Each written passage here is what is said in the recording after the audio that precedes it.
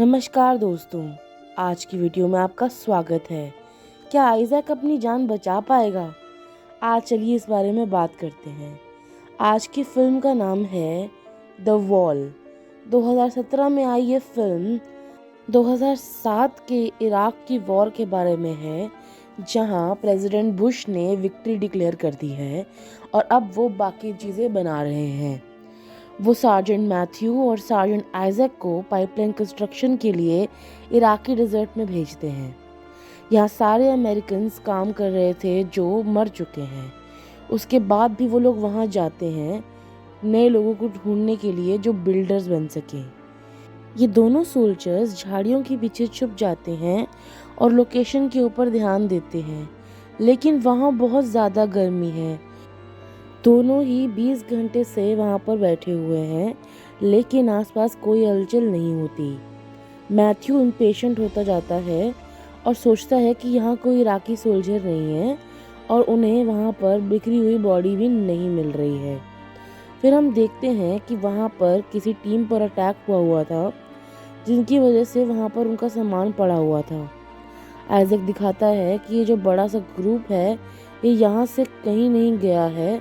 इसका मतलब ये है कि या तो सारे वर्कर्स को हेडशॉट से मार दिया गया है, लेकिन यहाँ कोई इराकी नहीं आए हैं। इसका मतलब ये है कि ये प्रोफेशनल इराकी स्नाइपर जुबा का काम है। मैथ्यू कहता है कि इतने सारे लोगों को इतनी दूर से मारना, वो भी 30 सेकंड में, नामुमकिन है। कुछ देर बाद मैथ्यू का जब पेशेंस बिल्कुल ख़त्म हो जाता है, वो वहाँ से खड़ा हो जाता है और क्लोज़र लुक लेने की कोशिश के अंदर आगे जाता है और आइजैक से कहता है कि वो उसके लिए कवर करे। आइजैक उसे समझाता है कि स्कोप बहुत अनक्लियर है। मैथ्यू कहता है कि अगर वो नहीं गया तो वो और चिढ़ेगा। इसके बाद आइजैक कहता है कि ये एरिया है एक फॉलन कॉमरेड को बिलोंग करता है। मैथ्यू जाकर बॉडी टू बॉडी देखता है, हर लाश के ऊपर वो ध्यान लगाता है, लेकिन अब वो भी आइजैक की थ्योरी को मानने लगता है। सब लोग प्रिसाइज हेडशॉट से मरे हैं और इस साइट के बीचों बीच इतने सारे डायरेक्शन से शॉट्स मारना लगभग नामुमकिन है। उसी दौरान आइजैक उसे कहता है कि उसे वापस आ जाना चाहिए। जितने में वो उसे कहने लगता है, इतने में उसे गोली चलने की आवाज़ आती है। गोली मैथ्यू को लग गई है और वो ज़मीन पर गिर गया है। वो बहुत तेज़ दर्द में है, अपने पेट में उसको चोट लग गई है। इसके बाद हम देखते हैं कि अपने दोस्त की मदद करने के लिए आइजैक जिगजैग पैटर्न में बाहर निकलता है, लेकिन वो गोलाबारी बहुत तेज़ हो जाती है और इसी दौरान उसके पैर पर गोली लग जाती है। वो ना चाहते हुए भी मैथ्यू को वहाँ छोड़कर अपनी जान बचाने के लिए उस टूटी हुई दीवार के पास आ जाता है। मैथ्यू अभी भी जिंदा है और वो आइजैक से कहता है कि वो बैकअप के लिए बेस में फ़ोन करे। उसके बाद अपनी चोट पर ध्यान देते हुए आइजैक को पता चलता है कि उसका घाव काफ़ी गहरा है। वो अपने घाव के आसपास जोर से एक बेल्ट बांध लेता है और उसके बाद अपने रेडियो बैग को पकड़कर बेस में फ़ोन करने की कोशिश करता है, लेकिन वहाँ कोई सिग्नल नहीं है क्योंकि स्नाइपर ने एंटेना को शॉर्ट कर दिया है। मैथ्यू फिर एक बार उसे दोबारा बुलाता है और उसे कहता है कि वो स्नाइपर को ढूंढे ताकि वो उस पर एम कर सके। ये बात वो सारी मानता है कि उसने आइजैक की बात को इग्नोर किया और अगर अब वो स्नाइपर उसे दिखा तो दोबारा उसे गोली मार देगा। आइजैक दोबारा कोशिश करता है कि वो वॉल में एक होल कर दे अपने नाइफ के साथ, लेकिन पत्थरों के गिरने की वजह से उसे उसके हाथ पर चोट लग जाती है। मैथ्यू बार बार अपनी राइफल को छूने की पकड़ने की कोशिश करता है, लेकिन बहुत ज़्यादा खून बहने की वजह से बेहोश हो जाता है। आइजैक अपने दोस्त की तरह इस हालात में नहीं पहुंचना चाहता, इसीलिए वो अपने पैर में ब्लेड से गोली बाहर निकाल लेता है। ये बहुत ही भयानक प्रोसेस है, बहुत दर्दनाक था उसके लिए, लेकिन वो फिर भी बेहोश होने से पहले अपनी पट्टी कर लेता है। कुछ देर बाद आइजैक जब उठता है तो उसे एक अजीब सी आवाज़ आती है अपने ईयर पीस से। जब वो उसे ऑन करता है तो उसे लगता है कि एक ऑफिसर है जो बेस से उससे बात कर रहा है। आइजैक अचानक से ही उससे बात करने के लिए फटाफट सारा कुछ बोलता है और कहता है कि हमें मेडिकल सप्लाईज चाहिए, हमें बैकअप चाहिए। लेकिन उससे उस ऑफिसर पे बहुत अजीब सा शक पैदा होता है, क्योंकि वो बहुत ही अजीब सवाल पूछ रहा होता है। और सबसे पहले वो कहता है कि हमें अपनी एग्जैक्ट पोजीशन बताओ या फिर हवा में उड़कर फायर करो ताकि हम आपको हेलीकॉप्टर से सप्लाईज भेज सकें। आइजैक कहता है कि ये प्रोटोकॉल के खिलाफ है और उन्हें खतरे में डाल सकता है। फिर उसके बाद वो और ध्यान से उस आदमी की बातें सुनने लगता है और उसे पता चलता है कि उसका एक्सेंट तो अमेरिकन है ही नहीं।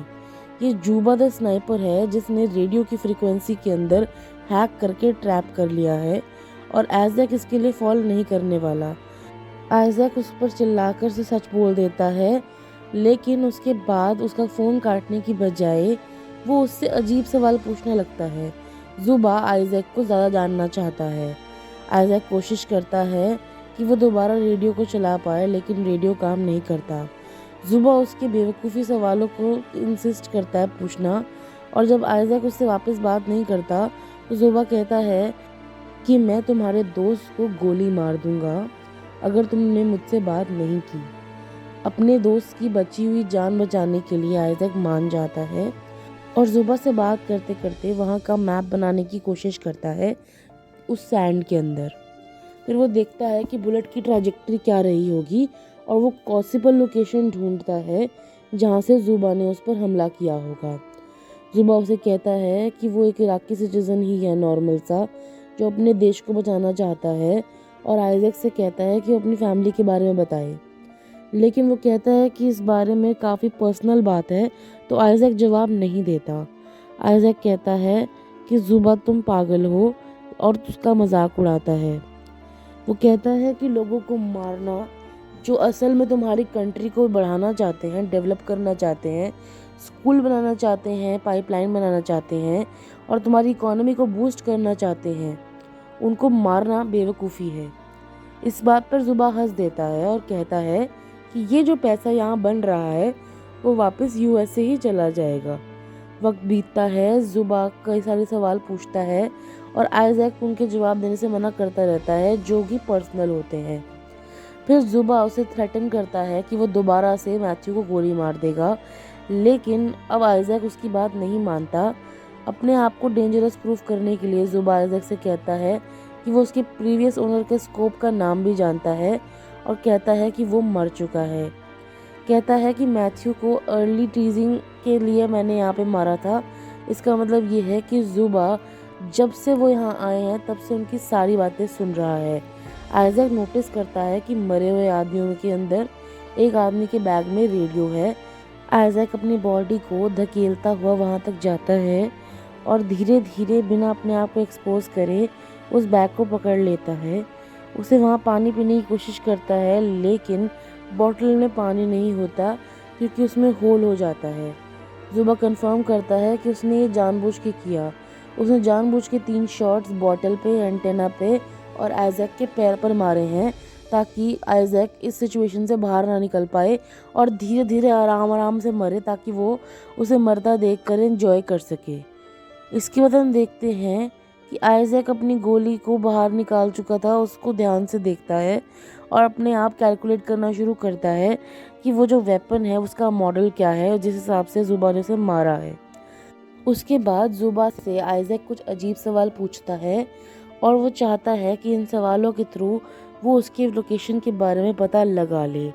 फिर हम देखते हैं कि जुबा को वो टेररिस्ट बुलाता है, जिस बात पर जुबा फिर हंस देता है और पॉइंट आउट करता है कि कैसे अमेरिकन हैं जो उनकी कंट्री में इलीगली घुस रहे हैं और लोगों को मारने के लिए हथियार लेकर आ रहे हैं।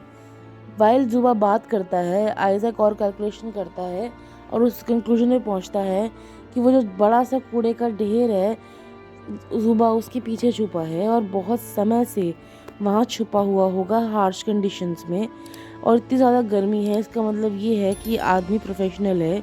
हो ना हो ये फेमस स्नाइपर जुबा ही है जो रेगुलर इराकी सिटीजन होने का दावा कर रहा है। उसके एक्सेंट को जज करके आइजैक गेस करता है कि जुबा असल में फॉर्मर यूएस आर्मी ऑफिसर होगा जिसने उन्हें धोखा दिया होगा। लेकिन जुबा इस बात को डिसमिस कर देता है और एक्सप्लेन करता है कि वो सिर्फ उन्हीं लोगों को मारता है जो पहले उस पर अटैक करते हैं। इसके रिटर्न में आइजैक अपनी एक कहानी बताता है जहां वो अपने बचपन के दोस्त से मिला था और कैसे वो साथ में इनलिस्ट किए गए थे इस प्रोग्राम के लिए। जल्द ही गर्मी से और प्यास से वो घबराहट से पागल होने लगता है। उसके बाद हम देखते हैं कि ज़ुबा उसे कहता है कि वो उसकी जीप को उसकी छाती से चिपका देगा। फिर हम देखते हैं कि आइज़ैक ज़्यादा से ज़्यादा कोशिश करता है ज़ुबा को ट्रिक करने की, ताकि वो अपना जैकेट और हेलमेट ऊपर दिखा के राइफल चलवा सके और ज़ुबा की लोकेशन पता कर सके। पर ज़ुबा इस बात के लिए फॉल नहीं करता और उसका हेलमेट आगे गिर जाता है। इस वजह से अब आइज़ैक अपना सिर भी प्रोटेक्ट नहीं कर सकता। इस बेवकूफ़ मिस्टेक के बाद वो और भी ज़्यादा रोने लगता है। समय बीतता है, आइज़ैक बहुत डेस्परेट होता है। वो भागकर पास गिरी हुई बॉडी का बैग उठाने की कोशिश करता है और वापस आकर अपने बॉल पर छुपने की कोशिश करता है। फिर हम देखते हैं कि ज़ुबा इमीडिएटली उसके ऊपर गोलियां बरसानी शुरू करता है, लेकिन वो अपना बैग उठा लेता है और आइज़ैक को वहाँ पानी मिलता है और कुछ कैंडी मिलती है जो वो फटाफट खा लेता है। लेकिन इस बैग का रेडियो भी नहीं चल रहा। उसके बाद हम देखते हैं कि ज़ुबा भी उसे पनिश करता है, उसके पास की वॉल को बहुत तेज़ डैमेज करके और उसका स्कूपर ख़राब करके। अचानक से हम आवाज़ सुनते हैं कि कुछ डिस्टर्बेंस आ रही होती है ईयरपीस में और हम रियलाइज़ करते हैं कि मैथ्यू भी ज़िंदा है। आइज़ैक उस पर चिल्लाता है और बताता है उसे कि लोकेशन क्या है स्नाइपर का। मैथ्यू अचानक ही खड़ा होता है, अपने पास एक पीस ऑफ मेटल से देखता है कि पीछे कहाँ पर पाइल ऑफ गार्बेज है। मैथ्यू एक्सट्रीमली स्लोली मूव करके अपनी राइफल उठा लेता है। आइज़ैक इस तरफ स्नाइपर को अपनी बातों में बिजी रखता है और वो समझता है कि ज़ुबा असल में एक टीचर है जो बगदाद से था और जब उसके स्टूडेंट्स को अमेरिकी अटैक में मार दिया गया तो वो रिवेंज लेने के लिए यहाँ पर आया है। वो दीवार जो आइज़ैक जिसके पीछे छुपा है वो असल में स्कूल का रूइन है। तब हम देखते हैं कि ज़ुबा आइज़ैक से पूछता है कि वो इस टूटे हुए स्कोप के साथ इधर उधर क्यों भटक रहा है, लेकिन आइज़ैक इस बात का जवाब नहीं देता। ज़ुबा फिर से उसे थ्रेटन करता है कि वो मैथ्यू को गोली मार देगा। अपने दोस्त को सेव करने के चक्कर में आइज़ैक उसे बोलता है कि वो स्कोप उसके मरे हुए दोस्त की याद में है जो उसकी गलती की वजह से मारा गया था और वो अभी भी उस बात के लिए गिल्टी फील करता है। दूसरी तरफ मैथ्यू अपनी राइफल को उठाकर ब्लाइंडली उस कूड़े के कबाड़ के ढेर के ऊपर एम करता है और शूट करता है और उसके बाद हम देखते हैं कि आइज़ैक भी वहाँ शूट करता है, प्रिटेंड करने के लिए कि नॉइज़ उसके तरफ से आ रही है। जब मैथ्यू को दोबारा गन रीलोड करनी होती है तो अचानक से ज़ुबा उस पर हमला कर देता है और उसके कंधे पर लग जाती है। आइज़ैक मैथ्यू के पास जाकर उसे बचाने की कोशिश करता है, लेकिन जब तक वो एज तक पहुंचता है ज़ुबा मैथ्यू के सिर पर गोली मार देता है। अब आइज़ैक को अपने दोस्त को मरते हुए देखना पड़ता है और उसके अंदर से कुछ फाइनली स्नैप करता है और वो ज़ोर ज़ोर से चिल्लाने रोने लग जाता है और वो चाहता है कि वो सिर्फ घर वापस चला जाए। ज़ुबा उसे कहता है कि अगर वो घर वापस जाना चाहता है तो वो उसे नहीं मारेगा और वो उसे नहीं कुछ कहेगा, लेकिन आइज़ैक उसकी बात पर विश्वास नहीं करता। थोड़ी देर बाद ज़ुबा आइज़ैक से कहता है कि वो यहाँ पर वॉर ख़त्म होने के बाद भी क्यों है। आइज़ैक थोड़ा हिचकिचाता है और फिर कहता है कि असल में उसकी दोस्त को उसी ने मारा है। वो अपनी गलती से अपने दोस्त को स्नाइपर समझकर, दुश्मन समझकर गोली मार देता है। और ये बात सुनते ही अचानक से आइज़ैक को बहुत तेज़ रेडियो पे आवाज़ आती है। वो सिग्नल को पकड़ने की कोशिश करता है, खुश हो जाता है और कॉन्वर्सेशन सुनता है, लेकिन उसकी खुशी बहुत छोटी होती है क्योंकि वो अपना कोई मैसेज उन तक नहीं भेज सकता क्योंकि उनका रेडियो ख़राब हो गया है। आइज़ैक इस बात से बहुत ज़्यादा सैड है, लेकिन ज़ुबा इस कॉन्वर्सेशन में घुस जाता है और उसको आइज़ैक का नेम लेकर हेल्प मांगता है। उनको फाइनली समझ में आ जाता है कि जो ज़ुबा है वही सारे अमेरिकन सिस्टम्स में हैक कर रहा है और सोल्जर्स मांग रहा है बैकअप टीम के तौर पे, ताकि वो सबको रेगिस्तान में लाकर यहाँ पर मार सके। इसके बाद हम देखते हैं कि एक अजीब सा सरप्राइज फैक्टर है, इस वजह से सब लोग फंस जाते हैं। आइज़ैक इस कॉन्वर्सेशन को इंटरप्ट करने की कोशिश करता है, लेकिन कुछ नहीं हो पाता। कुछ समय बाद आइज़ैक जब उठता है तो उसके पैरों में दर्द हो रहा होता है क्योंकि एक कौवा उसके पैरों पर पैक कर रहा होता है। मतलब अब इस पंछी को भी लग रहा है कि वो मर चुका है उसके बाद हम देखते हैं कि अपनी लाइफ को रिस्क करते हुए वो मैथ्यू की राइफल को रिट्रीव करने की कोशिश करता है एक स्टिक के साथ। फिर वो उस पाइल ऑफ ट्रैश के ऊपर उसे एम करता है। उसी समय वहाँ हेलीकॉप्टर्स आ जाते हैं और वो रिवील करते हैं आइजैक का लोकेशन। इस बात को जाने बिना कि वो एक ट्रैप है, वो वहाँ पर सोल्जर्स को आते देखता है। आइजैक दीवार को पुश करता है और क्रम्बल करने की कोशिश करता है ताकि वहाँ पर बहुत सारा धुआं और धूल हो जाए, ताकि ज़ुबा को उसकी लोकेशन का ना पता चले। आइजैक वहाँ पर शूट करना शुरू करता है उस पाइल ऑफ ट्रैश में, ये ना जानते हुए कि वो असल में वहाँ पर कहाँ पर है। इसके बाद आइजैक वहाँ पर अपनी पोजीशन पर खड़ा होता है और शॉक हो जाता है कि ज़ुबा उस पर शूट नहीं कर रहा है। इसका मतलब या तो ज़ुबा मर चुका है या उसका कुछ वहम है। फिर वहाँ पर हेलीकॉप्टर्स आते हैं और फटाफट से आइजैक की बॉडी को वहाँ स्ट्रेचर पर लिटाते हैं। उसके बाद हम देखते हैं कि वो उसे इमीडिएटली मेडिकल अटेंशन देते हैं। आइजैक कोशिश करता है सबको ज़ुबा के बारे में बताने के लिए, लेकिन उनमें से किसी को आवाज़ नहीं आ पाती। हेलीकॉप्टर टेक ऑफ करता है और अचानक से ज़ुबा सब पे गोलियां चलाता है, पहले मेडिकल सोल्जर्स, उसके बाद पायलट और उसके बाद सब लोगों को मार देता है। हेलीकॉप्टर धीरे धीरे नीचे आ रहा होता है और गिरने की वजह से आइजैक इंस्टेंटली मर जाता है। ज़ुबा ने अपने शब्दों पर ध्यान रखा, उसने टेक्निकली कभी भी आइजैक पे गोली नहीं चलाई। फिर वहीं पे फिल्म ख़त्म हो जाती है। अगर आपको ये फिल्म अच्छी लगी तो इस वीडियो को लाइक ज़रूर करें, कमेंट में हमें बताएं कि आपको क्या ज़ुबा का कैरेक्टर अच्छा लगा या नहीं। चैनल को सब्सक्राइब करना ना भूलें क्योंकि ये मुफ्त है। इस वीडियो को ज़्यादा से ज़्यादा शेयर करें और अपने दोस्तों में बांटें।